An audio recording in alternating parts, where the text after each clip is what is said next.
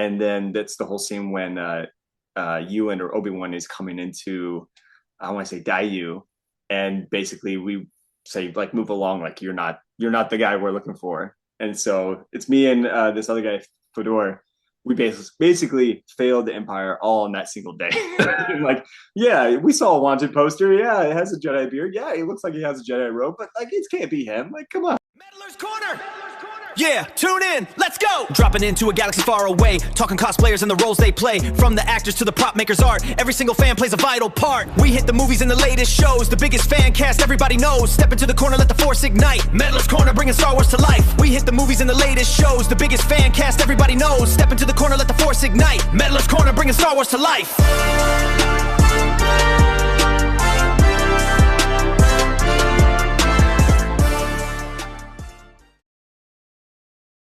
Hello, Meddlers. I'm Donny Meddler, and welcome to another episode of Meddler's Corner. I am here with the one and only himself, Rory Ross. How are you doing, sir? Hello there, my friends. I'm doing great, man. I'm out here in Los Angeles enjoying the sun and excited to be here on Meddler's Corner and chat a little bit about Star Wars and the world we all love. Well, again, I can't thank you enough, Rory. I know you have a busy schedule. You're doing so many things, and dude, I'm excited to have you even here. Just having you here alone and talking Star Wars shop is absolutely amazing. But I think the first question for myself, how is it like to just even be on a Star Wars set? That's a loaded question because it means a lot, the world, literally, to me, because I came to know Star Wars when I was just a wee babe, so to speak. I was 6 years old, and I had contracted a rare fungus on the back of my head that was destroying my scalp. And so super scared, didn't know what was going on. I end up in the Iowa City Children's Hospital. And as I'm there for about a month. But the first day I'm there, my mom brings Star Wars: A New Hope. And it was just a crazy experience because I grew up on a farm and so did Luke. So there was a lot I could resonate. I could feel this kind of hope and inspiration that things were going to be okay. Because as I was there at the hospital, in the infectious disease ward, we had kids that got better and we had kids that presumably, that was the end. And I think for anybody, no matter how old you are, you kind of feel this invincibility. You feel like, hey, nothing can happen to me. But when you're that young and you're so curious about life and everything else, and then all of a sudden to see how quickly that can slip away is certainly life-changing. And it was Luke's story that, gave me the hope I was gonna be okay. Like he overcoming the insurmountable obstacle of the Death Star was like my sort of, because we didn't know at the time if I had cancer. Like there was a whole lot of unknowns, and it was his story that just continued to give me some hope that it was going to be okay. And I watched that throughout my stay. And so then at the end of it, it was like, I don't know what I'm doing with my life. I'm 6 years old. I'm over here. I'm like looking over here, looking at this. Like talk about ADHD. It's just like the little squirrel. Like what is this? What's this? Yeah. And but I was like, whatever that is that I end up doing, I want to bring that same hope and inspiration to people like Luke did for me. And so you kind of go throughout my life, and I ended up leaving home when I was like 13. So I had a little Uncle Owen Luke situation. So it kind of permeated through that sort of way. And I was daring enough to go on and do something that I wanted to do or to get out of a situation that I need to get out of. And then, through high school and college, I was always doing outreach programs. I was always trying to find ways of being able to give back. And that's continually been a part of my life. Even now when I go off and do conventions, I get to meet the fans and nerd out and talk about these stories and how Star Wars resonates with them. What was their entry into it and how does it continue to transform their lives? I get to give 5% of whatever I make back to that same hospital, to Iowa City. And so, that's just a really cool thing. So you have that right there, this amazing experience and just how profound it was in my life. Mm-hmm. And then 2021, I want to say, I started doing this thing called Born to Be a Jedi. And I was like, you know what? I'm going to manifest this. Mandalorian started coming out. And it was Mandalorian season 2 had just come out because I remember seeing Boba and his introductory, and it was like, oh, this is, excuse my French, badass. And I knew exactly where it was, where they filmed it. And so I contacted a friend. They made me a custom-made Jedi outfit that is very resemblance of Obi-Wan's. And then I knew this guy who dresses up as a Mandalorian who goes around during the pandemic. He was on a skateboard here in like Los Angeles, and he was just bringing a lot of joy to kids. And we became friends. And I was like, hey, bro, you want to do this photo shoot with me? Like, let's do this. So we made this awesome photo shoot in the middle of kind of nowhere where we see Boba Fett's like debut. Did that, and my wife, girlfriend at the time, she got me a custom made Jedi figure. And if you want to see me cry and bawl my eyes out, it's on Instagram. It was like, oh my God, what is this? This is amazing. And it truly is. And it was truly just like something like to have that, to know that people believe in you and believe in your dream is just amazing. And then fast forward 2 months later, I'm on the set of Baker's Dozen as like a stand-in with Tamara Mowry, just chatting about dreams. And like, you know, here's this person who's like from the 90s, like my era. And we're having this great conversation. And she said, you know, put it out there. And I kid you not, it was literally within an hour of that conversation of dreams, manifestation, I get the text to be a Tuskin Raider on Book of Boba Fett. Nice. And I was just like, oh, here we go. I even told her, I like told her right away. And she's like, see, dreams. What's it all about? You know, and I was like, oh my God, like this is crazy. And I'm like running around, not saying anything, but like, you know, just like, and people were like, what's going on with this guy? Like, you're supposed to be chill, man. You're standing in for this other actor. And I'm like, I know, right. This just happened. I'm going to be going with this, like, you know, and then to just add into all of it is that first day I'm on set to realize I'm on Tatooine, the beginning of Luke's journey. Nice. And I just started streaming tears down my face. Like, yes, I might have had a mask on that was like real tight and, you know, all this. But it was just, oh my God, this is amazing. How did this happen? This is just mind blowing. And then to be able to play a part of that story of the Tusken Raiders where, you know, we only saw them as savages up until really that point. And then to realize that a person's actions doesn't represent the tribe, just like in real life. Like it's, these people were trying to protect themselves, protect what was theirs in terms of the water and that kind of stuff. And here's the Pikes coming out trying to take their stuff and be like, oh, they're the bad guys. But it's like, well, wait, who is really the bad guys in this story? Right. You know? And that was just really, really cool. It was really awesome. So you said that your first role was a Tusken Raider. And then is it the bounty hunter that you were next, the Mandalorian, or is it when you were in Kenobi? Kenobi. Okay. So I literally, it was so crazy. I finished, I was like on as the Tusken Raider Elder, who was also played by Greg Kufera. Greg, it was actually made for him. And so he's the one that gets to put the robes on Boba and has a lot of these cool moments. And then because they had to do some reshoots, he wasn't available. And so he and I are like similar size. Apparently we're similar like nerdum. So when we met each other, I think on Kenobi, it was like, what the heck? Like, you know, it felt like the Spider-Man, like pointing at each other, like, oh, you're me and I'm you. And like, look, this is cool. And so it was just a really cool experience because everyone kept telling us, like even the costumers, they're like, hey, you and Greg are so similar, not just in like the height and everything else, but like your personalities are very much the same. And I was like, yeah, come on. Like who else can be like me? And it was like, oh shoot, no, that's okay, cool. But I spent 2 weeks on Book of Boba, and then it was like right after that, I was talking to people. They found out about my story a little bit, you know, because I was like, here I am on Star Wars, like this. They'd be like, oh yeah, everyone thinks this is really cool. I was like, no, trust me, I think this is really cool, and I know it's really cool, but this is the emotional impact on me. And they're like, oh yeah, this means a lot to you. And I was like, yeah. And so through that conversation, then I got to be friends with Warren Prue, who ends up being the stand-in and body double for Ewan. And he was a Tusken Raider with us, but he was doing camera tests at the time. And he's like, hey, bro, here's this site, like go to this. And so I ended up getting on Kenobi like right after I finished on Book of Boba. And then I'm on Kenobi for like 5 or 6 months. Like even on my birthday, I'm like on set. Gosh. May the 4th, I'm on set. Like, so cool. Oh my gosh. And then May the 4th was amazing. Not just it's Star Wars Day. It's like literally our religious day of communion.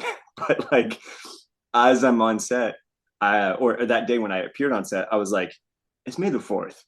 Yeah. So I decked out in my Jedi outfit that I made before I was even on Star Wars, showed up and was like, you know, maybe Ewan will see it, or like, you know, maybe a more manifestation sort of thing. I don't think Ewan ever did see it, but what's really funny is I put off my robes. I put it where in our costume area, which is over where we had our stormtrooper flight suit and etc. So I Hmm. put on the flight suit or the bodysuit. I don't even think about it. I come back at the end of the night. That night we filmed, I think, 15 or 16 hours. It was like a long day. And what was Yeah. funny is most of the people, it was only like me and one other guy who actually ended up working for the stormtroopers. The rest of the stormtroopers, they got to chill. They had cupcakes, they had ice cream, like this whole 9 yards. Like they were getting treated because of Star Wars Day. And then I was getting treated because it was Star Wars Day, and I'm like on set. And Yeah. that was when we had Tamora Morrison and did that whole bit. And then and see him again and see him as like this veteran and having that sort of story play was really cool too.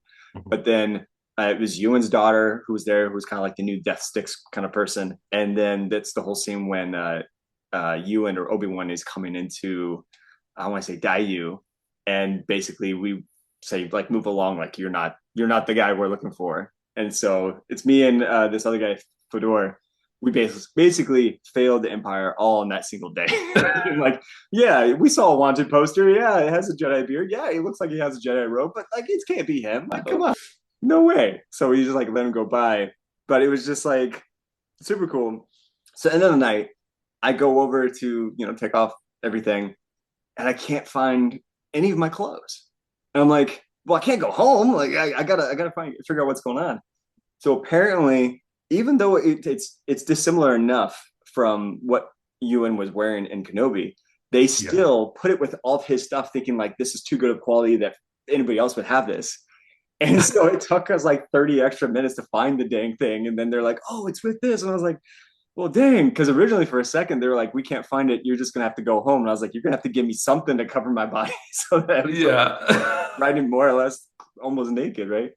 But Oh. they found it, and I got to tell my friend who made the outfit. I said, "Hey, you won't believe this, but I was on da da da, and they put your outfit, and they're like, oh my god, that's so cool." I was like, "Yeah, your stuff is you nailed it." So it was just it was so much fun going to Kenobi, and there were so many instances there, and being able to be a stormtrooper that also like brings on Vader for their first confrontation. Like I get to like do the little headset thing, and then they come out and Vader, seeing him in his full regalia, and the Oh guy man. Dimitri, I can't remember how to say his last name, but he's a circus performer. Okay. He spent 6 months, if not longer, to just learn how to walk in a certain way, to have that persona, to have that gait, Yeah.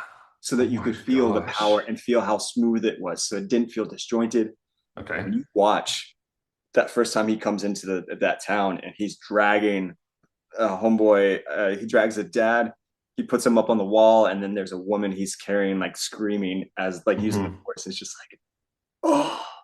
And that entry, they played the Imperial March, and it was just like, dude, oh my Oh, god, oh my here we god, like go. Yeah. talk about feeling that emotion, that raw Hmm. energy. They brought it, and it was so incredible. Dimitri did an amazing job, and getting to be able more pieces of Kenobi as like a creature, as like a Melito, who Hmm. now has a name, which is crazy cool. And then going more or less from Kenobi onto Mandalorian and having Uh-huh. this whole journey has just been amazing. So you've played some, I mean, pretty iconic Star Wars characters, Yeah, but so you have the Tusken Raider, you were a stormtrooper, and then here we are moving into the Mandalorian. yeah, Everyone knows who Boba Fett is. Everyone knows that iconic mask, the T visor, yeah. and everything. When you, I guess, first found out that you were even going to be on The Mandalorian, Mm. did you know that you were going to be one of the Mandalorians? Here's what's crazy. So I I'm trying to remember how it ended up happening. So I came from Kenobi. They originally were having me play aliens, and so typically sometimes you're going to shoot things out of schedule, like different Mhm. episodes. And so they shot. It was us in Navarro, and we were ransacking the village, and I'm one of the Nictos. But what's so funny is then right after that they asked me to be the Mandalorian Covert Commander, and in that same scene you see me So here Yeah. I am as a Nikto, and then here I am as the Mandalorian corporate commander, and then they smashed it together. I was like, this is weird. This is literally like I'm arresting myself. Like gotta go on. And so that's how that all happened. Is I originally was a Nikto, and what was funny is they had I don't remember who the on-set photographer was, but they did like this like bad boy like cover photo pose. So it was like me as a Nikto like laying against the building, and then you've got a Trandoshan over here, and then you've got a corn on this side, and we're all kind of like, what's up, a '90s like rock band or '80s rock band. Never seen the photo, sadly, but I was like, man, and we had smoke like billowing. I was just like, this is dope.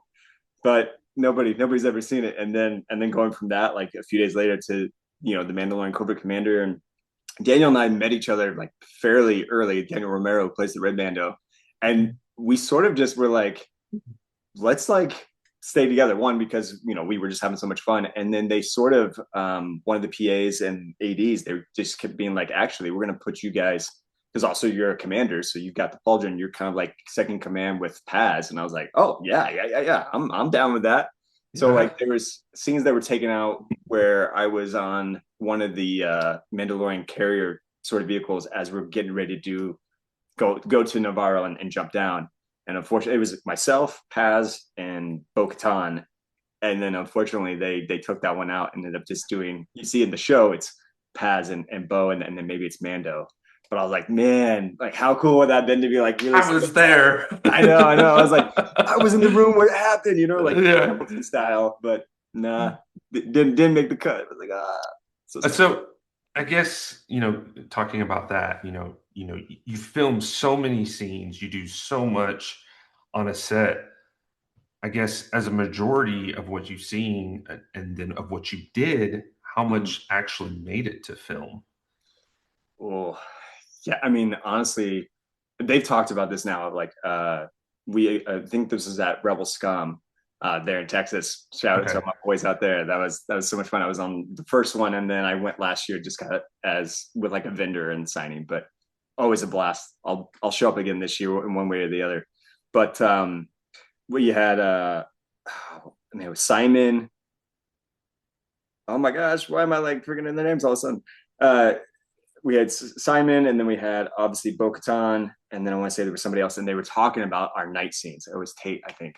And they were talking about this particular instance where we had so much of the night scenes of when Bo is making the plea for us to go back to Mandalore, and we're all like, what? Like, why?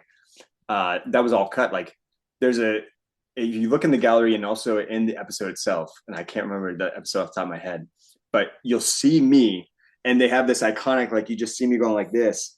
And the reason I was going like that is because originally I had the line where I go like this. She's telling us to go back, and I'm like, why would we go back? It's cursed. And they kept just like the body movement of some of that, like just as I'm getting ready to say it. But sadly, didn't get the line or the money that goes with that, which is sad. But and then on top of that, even more importantly, so originally it was sort of like a drum off or a beat off, if you want to say, where you had the covert drummers and you had the merc drummers. And I think it's the mercs that started first. Then the coverts are like, oh yeah, we can do that beat too. And so then it kind of crescendos. And as it's getting more and more and more, it's myself, Daniel, and Tate, Paz. We're on this side, and it was Simon and Mercedes, and there was somebody else, I think, on that side for the mercs. And I stand up first for the coverts. Then I think it was Daniel, then Paz, and then it's Simon and Mercedes on the other side. And we get up and we start getting closer and closer into each other's face. But as that's happening, we're going with the beat, on the oh, side. That's cool. And it's just like getting intense. And then we get all the way over there and we go, this is the way. And then I go up to Mercedes and I'm all like, hey girl, what's up? How you doing? Like, I'll keep my helmet on, like, it's fine.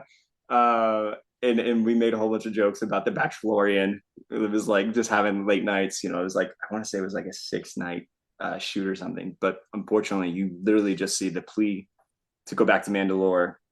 And then that's kind of it. And I was like, there was so much like great little bits that we filmed. And I hope sometime it'll see the light of day, on a deleted scenes or something. But I don't know at this point.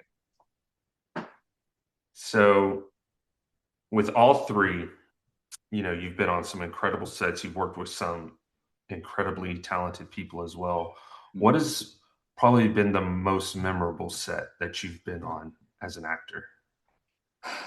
Donovan. Oh, that's like asking me whose baby is, the most popular in my life. Like I got cats and I love them both, but there's one I love more. You didn't say that.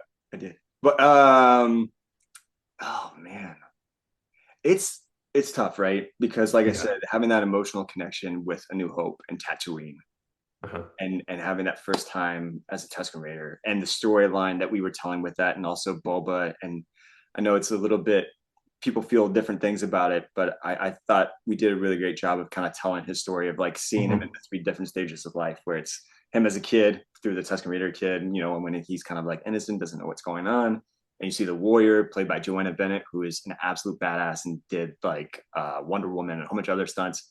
And that's like him at the pinnacle of Empire Strikes Back, is like no more disintegration sort of thing, right? And then you see the chief, and that's kind of like what he ends up becoming or embodying, to say like, I don't need to be like rule with an iron fist. I just need the respect of my people and taking care of them, kind of thing. Man, so there's that. But then Kenobi, and like being a stormtrooper, and on top of that, I was the first stormtrooper that interacted with Ewan. So he actually talks about it in a Variety article of saying like the first time, because obviously it was clone troopers and the prequels, and then also that's all CGI, and then for him to see me at the very beginning, and I've got the full on thing, and I'm walking towards him, he was like, that was the fear of God in him. Not as much as Vader, because I mean Vader is his own thing, and like I said, he's like 6'6" or something crazy. But he talks about that, and I was like, that's iconic. That's awesome. Yeah.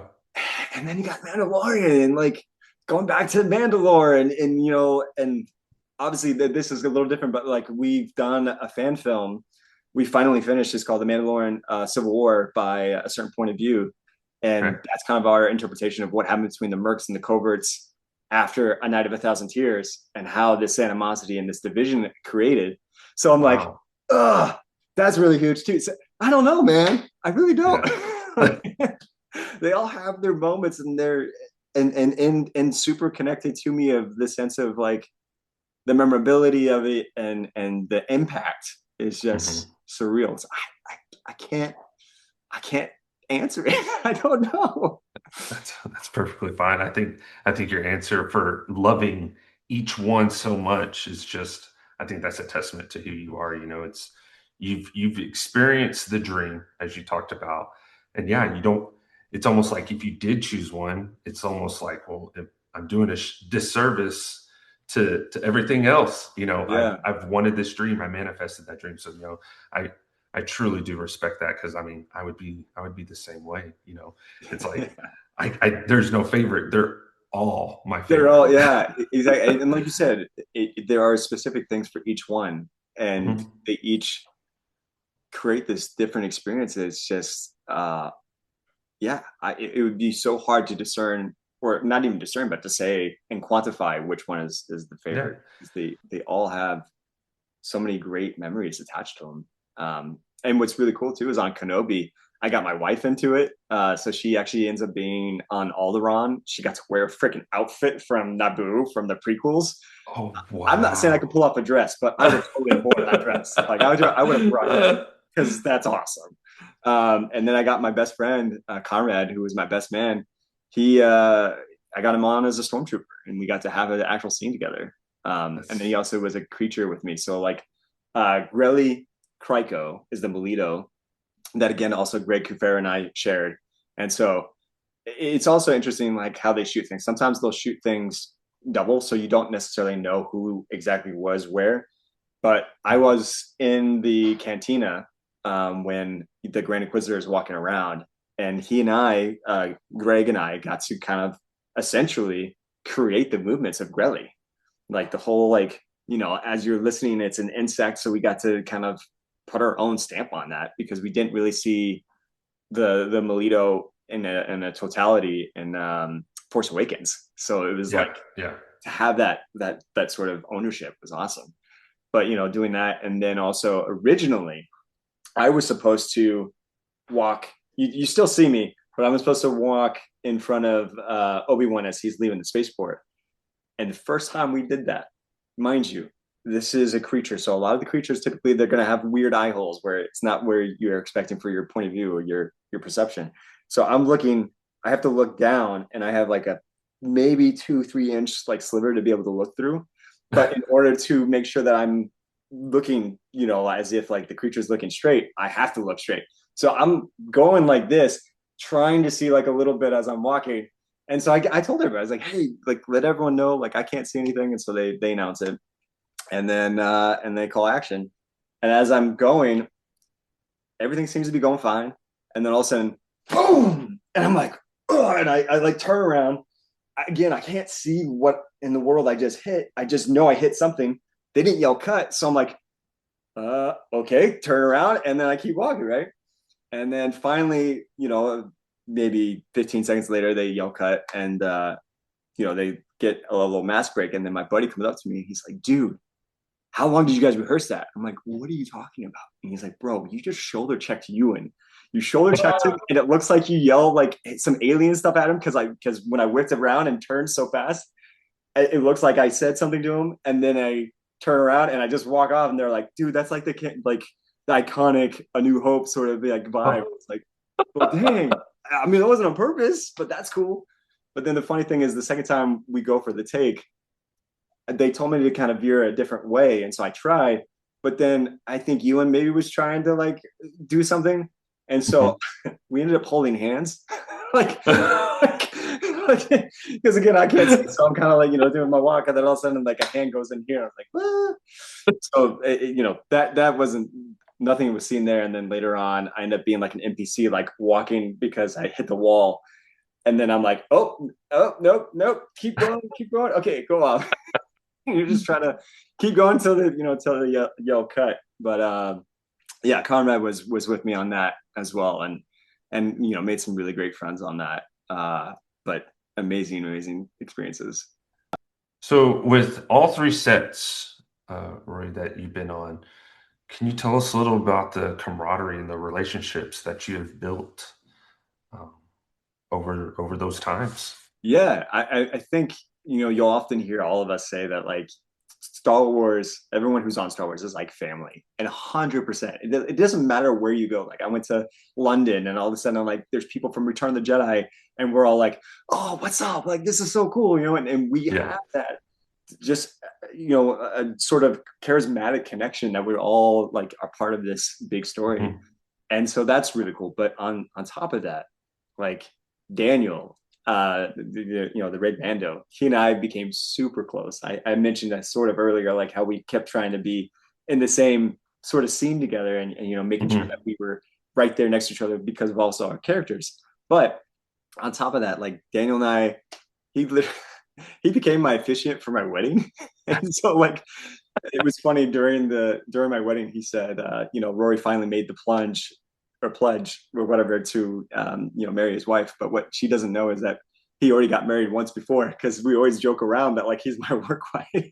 So like we have this relationship. So it's always a blast, I think, for the fans whenever it's Daniel and I, especially at the same event. It's like you're literally getting that like banter and that like if Daniel signed something already, I'll then sign something. I'll say, Mandalorian Cobra Commander Rory Ross, the hottest Mando, or something like that. So we had this literally, this kind of like relationship that it just everyone gets to see, and they get to be a part of that, that charisma and everything else that we bring to it. And so, but to have Daniel, to be my officiant and to be at my wedding, and he's just awesome, man. Like I can't speak good enough things about him. He absolutely rocked it as an officiant. He was very scared at first. He's like, are you sure? And I was like, yeah, man, like you're my homeboy. So he got ordained to just do that.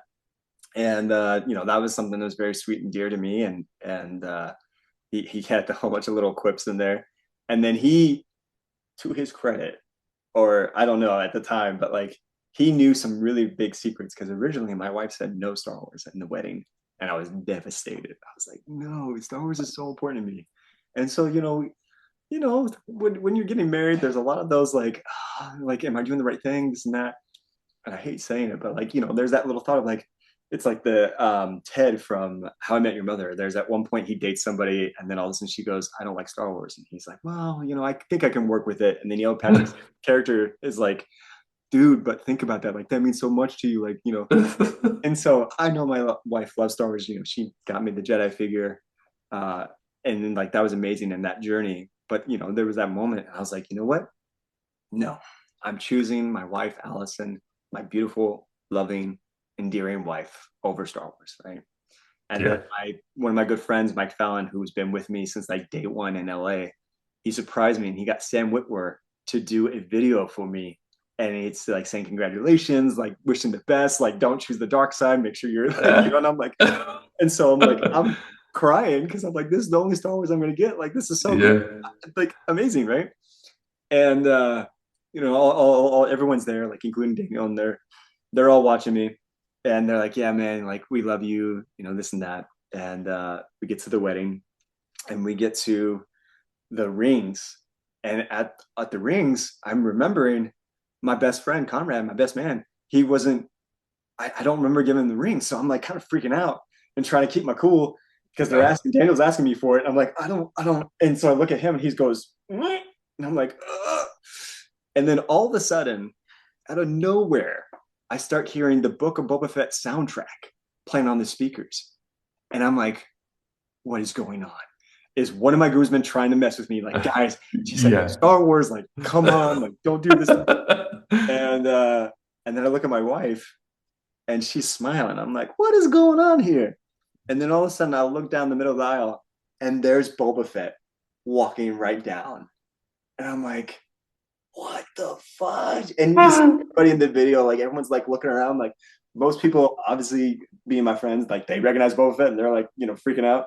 And then you have Yeah. other people who are like, who is this? But this is really cool. Like, and then they all look at me, I'm like crying, and Allison's just like, and so is Daniel. And he goes, like, these are the rings you're looking for. But I didn't even think about the rings. I grabbed him, like, gave him a big hug, and was like, thank you know, and it was just cool, man. It was so much fun. And then as if like that wasn't enough, it was after we do our photos, we're doing like, you know, picturesque. My wife literally knew what she was doing. She got the golden hour photos, everything's looking majestic.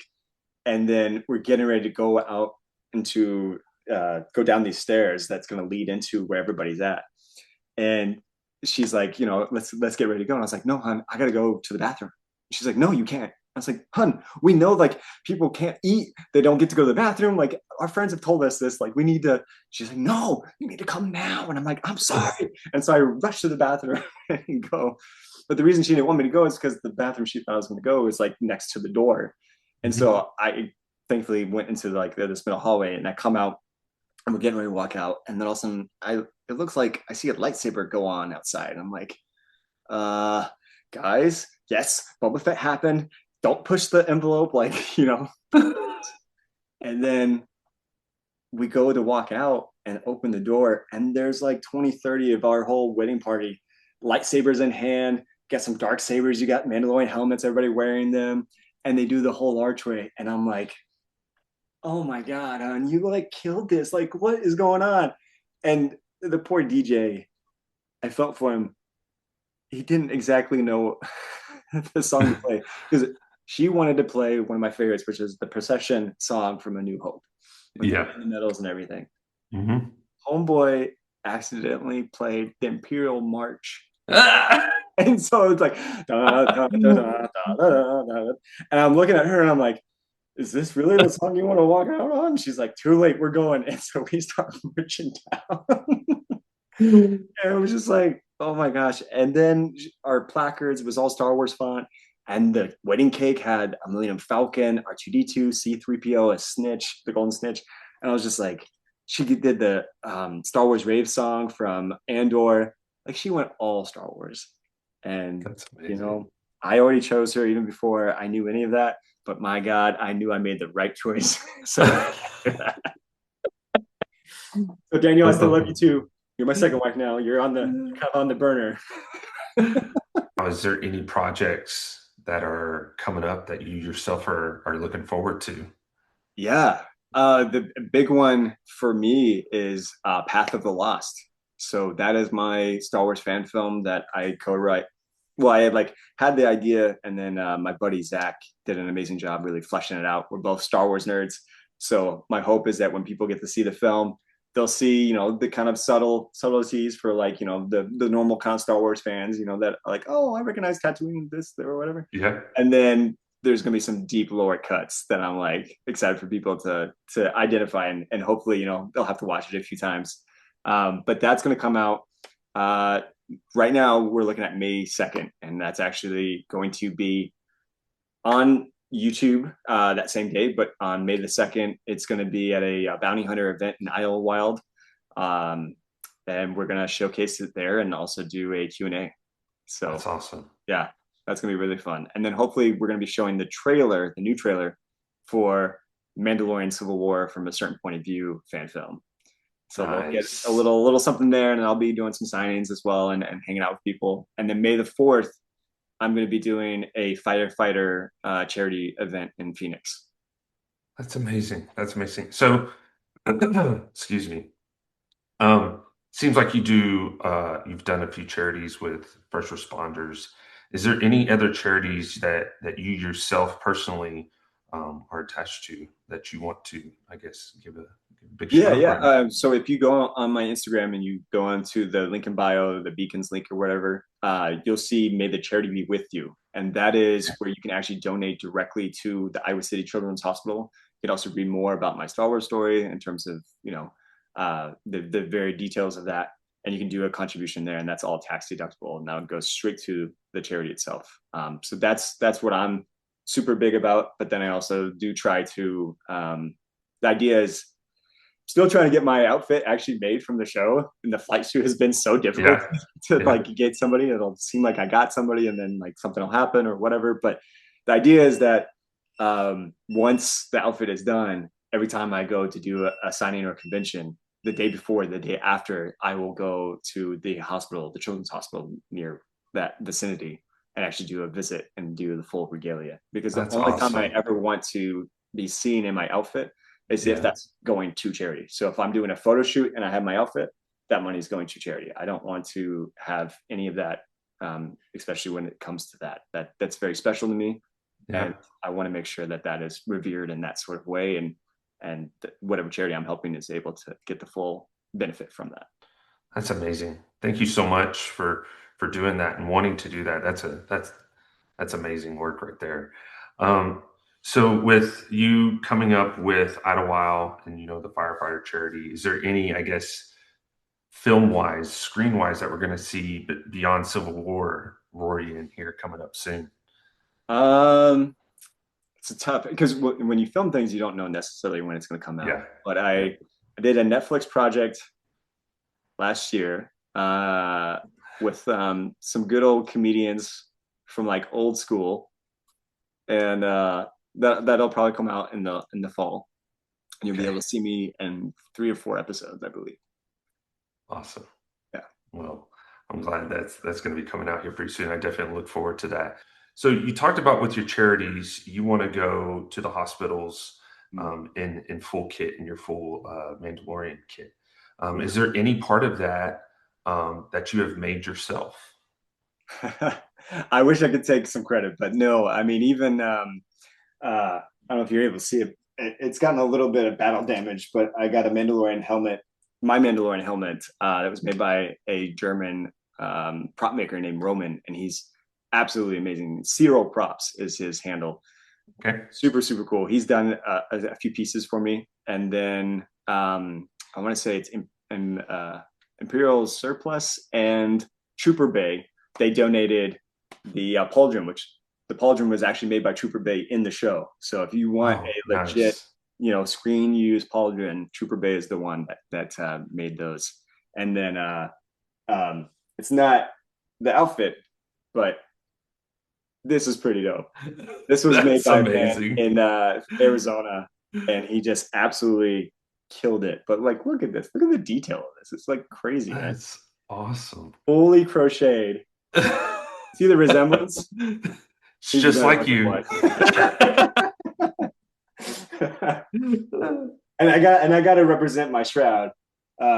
Daniel's also a member of it, but the Shroud, they're a super cool Mandalorian group, and they really are accepting of us. They are the ones that also provided a lot of the props for Mandalorian Civil War. Oh, So wow. everyone gets to see that. That's a lot of their ingenuity to life. But this is I'm totally forgetting the name off the top of my head right now, but it was an award they gave me at the German Shroud Con, and I was at a freaking castle, and they gave this to me. I was like, oh my god, I got knighted too. That was really That's cool. amazing. That's awesome. Yeah. So it's been surreal, man. Like a lot of Mhm. the costume groups have been so great, and to echo even what like Daniel said, and it's super true is yes, we got to embody these characters, and it was amazing to be able to kind of give some life to them and character wise. But it's the fans. It's the fans who make everything happen. They're the ones that make the story continue because they show that love, that passion for it, how it impacts their lives. And then on top of that, the prop makers, the ones that do their full kits. Like on Civil War, most of the people, they all had built their own kits in terms of, being seen on screen. And the attention to detail and the lore that they gave themselves and the backstory, I was like, dang, this is cool, like I kind of hope there's like a behind the scenes like story of each one that you get to like see where they came from. But everyone put that mindset of where did that come from? What's my story? What's my passion? What's this? And I'm like, it's those guys who really make the story come to life. And the fans, they're absolutely amazing. They're the ones that carry the story forward, and they allow these opportunities to happen. And I cannot thank them enough. I'm also a fan, so like, like being able to nerd out and talk about the world between worlds and like, all this kind of stuff. I'm like, yes, Yeah. let's go. If you want to have a lore conversation, come see me. I'm totally down. It's always a lot of fun. So, what is one thing in Star Wars lore that you like looking into or like deep diving into? What is like if you were by yourself and you had all the books in the world, what would you go to? Man, I really enjoyed the Thrawn trilogy. And I actually got to see Timothy Zahn, and I have a picture of him, and I nerding out. He's nerding out because I'm a Mandalorian. I'm like, bro, you're the father of Thrawn. Like, this is like one of the first book series I ever read. Heir of the Empire, Dead Not Rising. Oh shoot, now I'm forgetting. Heir of the Empire. Anyway, those three, but George Saboth and his storyline in that, and then the prequel to that, Outbound Flight, where Anakin and Obi-Wan, Anakin was chosen to actually be, essentially a settler onto another planet, and this is where we have the introduction of Thrawn. But Anakin, obviously, he stays, and then George Saboth is a very boastful Jedi, and he's kind of like, my way or the highway. And when Thrawn is trying to speak to him peacefully, George is like, nah, no, I'm gonna attack you, and so then, the whole thing goes down. But I love that book series, and I think, man, I don't know, the world between worlds. I always found it interesting that we see in Rebels. And it's interesting hearing more about that from Dave and Sam Witwer. Yeah. I'd be curious to see more of that and see how many times it's been accessed in the sense of who's found it. But yeah, I like that stuff a lot. So, Rory, I want to thank you so much for spending the time and chatting with me today. I know you got all these things on your schedule, and I can't thank you enough for just taking this time alone. One question though, before we wrap up, if we were to open your garage, what vehicle in the Star Wars universe is Rory taking? Whoa, that's not what I was expecting. I thought you were gonna ask like, what do we see in your garage? And I was like, well, Lego Star Wars, and I've got that's where my brain was. I was like, that's what you're gonna see. You're gonna see all these posters. Dang, vehicle though. Oh, It can be any kind of transport. It can be from planet to planet, all the way down from just regular driving. man, that's a really tough question. I mean, I know it sounds kind of lame, but the first one I kind of think of as like the X-Wing, but I really do like Poe's X-Wing a lot. But I also really love the Jedi Starfighter. I mean, it's flashy, it's cool. Anakin's with the yellow. It was really, really dope. So I remember having one of those, like playing around with. But man, like if any vehicle, like a troop transport, like I'm just like, I don't know, man. I'm trying to think of like even like a spaceship that I'm like, I mean, you got obviously Millennium Falcon, but Slave One or Fire Spray, I guess now you call it.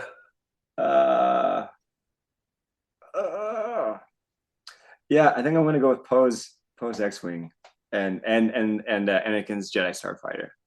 Okay. Yeah. Great choices. Yeah. I think I love the idea with the agility aspect, you know, and I play a lot of Star Wars Battlefront too. So when you're doing space battles, unfortunately, they don't have the Jedi Starfighter, at least not in the 2019 or whatever version it is, for 2018. But you know, getting to play with the X-Wing is definitely a lot of fun. Well, Rory, thanks again for coming out. I do appreciate your time. I hear you're coming to Rebel Scum Con. Are we going to see you? Always. I mean, I'm going to find one way or the other. If I'm not an invited guest in the sense of being at the main tables, I will definitely go as a vendor. And I love hanging out there. I hope I'm going to see you out there. I will be there, man. Awesome. Yeah. I always have a great time. I have my friends from Star Wars Drift. They're out there, and it's just always a blast. Always a blast. There was a funny video that we did last time where they had a lightsaber. Maybe it was from Star Wars Theory. I can't remember. But anyway, I threw up this thing and I was like trying to be funny to be like, you know, hey, Fruit Ninja. And as I throw it up, I went like this and the whole blade just disappears because it went up. And I'm just like, oh. So anyway, it's a blast. And we went over to, oh my gosh, I can't remember one of the arcade places, but yeah. I hope to see everybody out there and just have a blast once more. All right. Well, you have a great rest of your day, man. Thanks again for coming out. Thank you, my friend. May the force be with you. And this is the way. Meddler's Corner! Yeah, tune in, let's go! Dropping into a galaxy far away, talking cosplayers and the roles they play. From the actors to the prop makers' art, every single fan plays a vital part. We hit the movies and the latest shows, the biggest fan cast everybody knows. Step into the corner, let the force ignite. Meddler's Corner, bringing Star Wars to life. We hit the movies and the latest shows, the biggest fan cast everybody knows. Step into the corner, let the force ignite. Meddler's Corner, bringing Star Wars to life.